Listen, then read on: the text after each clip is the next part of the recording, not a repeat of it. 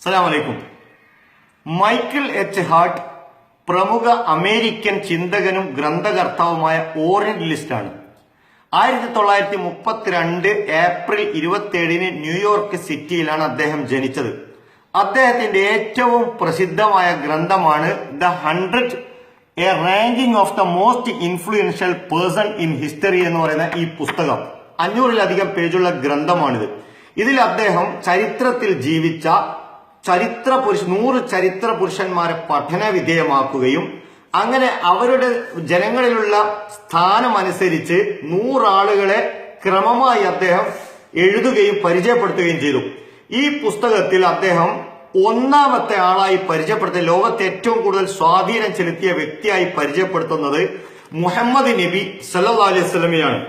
രണ്ടാമത് അദ്ദേഹം പരിചയപ്പെടുത്തുന്നത് സർ ഐസക് ന്യൂട്ടനെയും, മൂന്നാമത്തേത് ജീസസ് ക്രൈസ്റ്റ്, 4 ശ്രീ ബുദ്ധ, 5-മത്തേത് കൺഫ്യൂഷ്യസ്, 6-മത്തേത് സെന്റ് പോളിനെ പരിചയപ്പെടുത്തുന്നു. 27-ാം സ്ഥാനത്ത് അദ്ദേഹം കാൾ മാർക്സിനെയും, 53-ാം സ്ഥാനത്ത് അശോക ചക്രവർത്തിയെയും, 66-ാം സ്ഥാനത്ത് ജോസഫ് സ്റ്റാലിനെയും, അതുപോലെ തന്നെ 84-ാം സ്ഥാനത്ത് ലെനിനെയും, 89-ാം സ്ഥാനത്ത് മാവോ സേതുങ്ങിനെയും, 100-ാമത്തെ സ്ഥാനത്ത് അദ്ദേഹം പരിചയപ്പെടുത്തുന്നത് മഹാവീരയുമാണ്. അപ്പൊ ഇതിൽ 1-ാം സ്ഥാനം കൊടുത്തിരിക്കുന്നത് മുഹമ്മദ് നബിയെ പറയാനുള്ള കാരണം അദ്ദേഹം പറയുന്നു.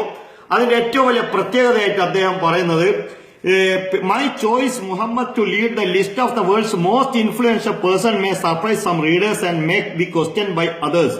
But he was the only man in history who was supremely successful on both the religious and the secular level.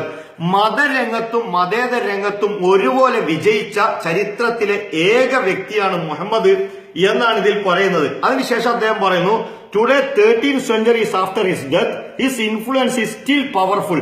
13 നൂറ്റാണ്ടുകളായി അദ്ദേഹം മരിച്ചിട്ട് ജനമനസ്സുകളിൽ അദ്ദേഹം ശക്തമായ സ്വാധീനം പുലർത്തുന്നു എന്നാണ് ഇതിൽ പറയുന്നത്.